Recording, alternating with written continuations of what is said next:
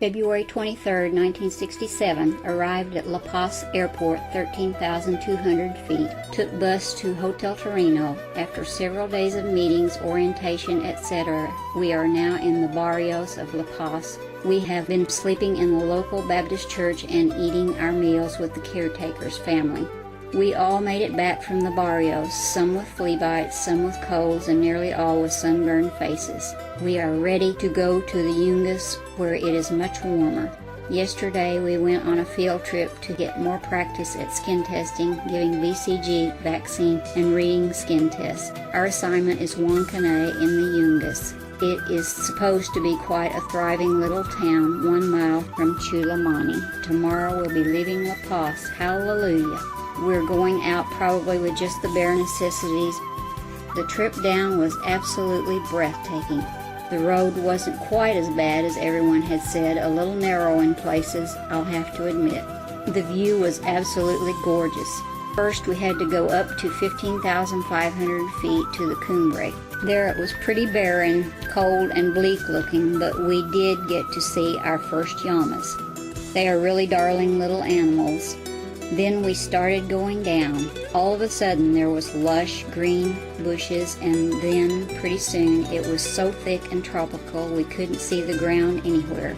You can't imagine the view. Numerous waterfalls, wild orchids, rushing rivers, wild green and blue parrots flying by, crimson red poinsettias, banana trees, mountains. Beautiful.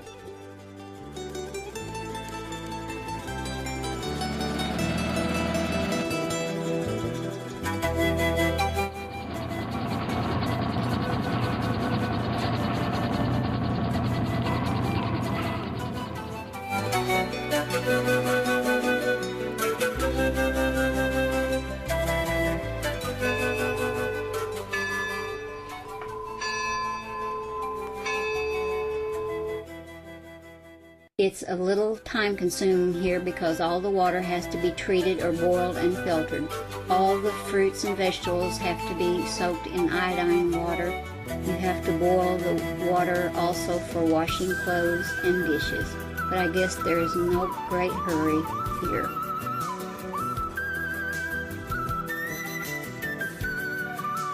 Today was my first experience at washing clothes in a waterfall. It was quite effective, and the waterfall also served as a very good shower, a little cool though. Several people brought us ripe oranges, and a little girl brought us a bouquet of beautiful purple flowers. We have been busy moving into our new home.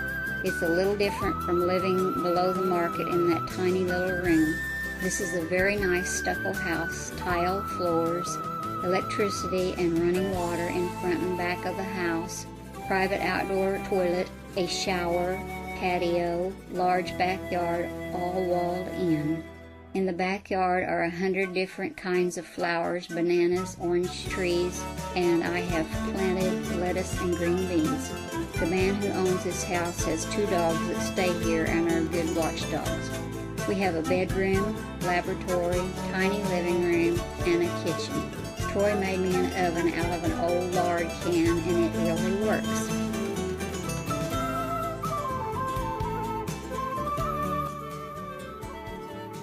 We've been giving tuberculin tests and vaccinating in a couple more little villages around here.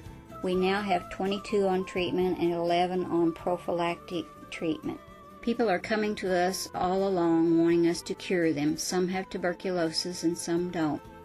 The Peace Corps doctors came out the day before yesterday with 3 weeks of mail for us and also gave us some more equipment. We've been skin testing and vaccinating house to house in our town to get a more complete coverage. We enter a house and flies are swarming in the room. The inhabitants generally live in only one room with one bed. They put as many in one bed as will fit, and the others sleep on the floor with all their clothes on. It is generally a dirt floor and no windows in the house. Therefore, we have to do our vaccinating in the doorway where there is more light and less odor.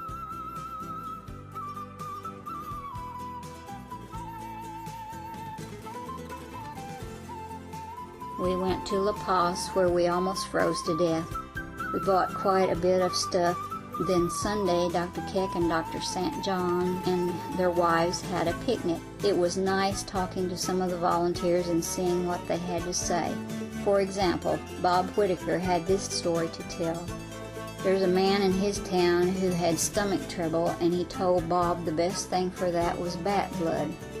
Bob thought he was kidding, and then one night he brought the bat by Bob's clinic and bled him there and drank the blood. Bob says this was the poorest bat he had ever seen, anemic. This is another of their home remedies. They tell a story in Coripata of a man who couldn't walk and the doctors couldn't cure him. So they put blood-sucking bugs all over him, and now he walks everywhere. Another Bob Whitaker story.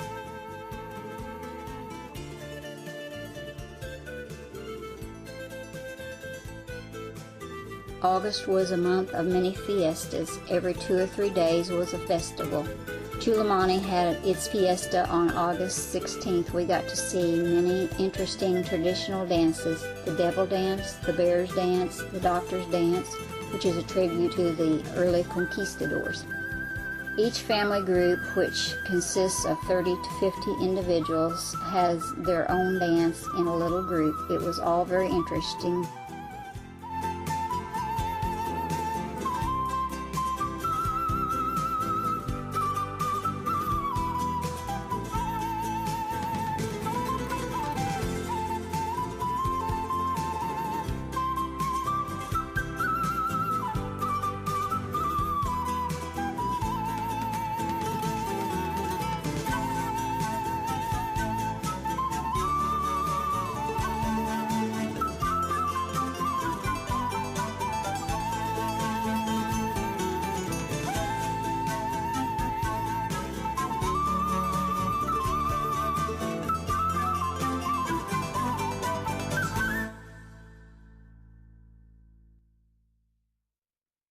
The marketplace in Huancané consists of several stalls selling a variety of produce.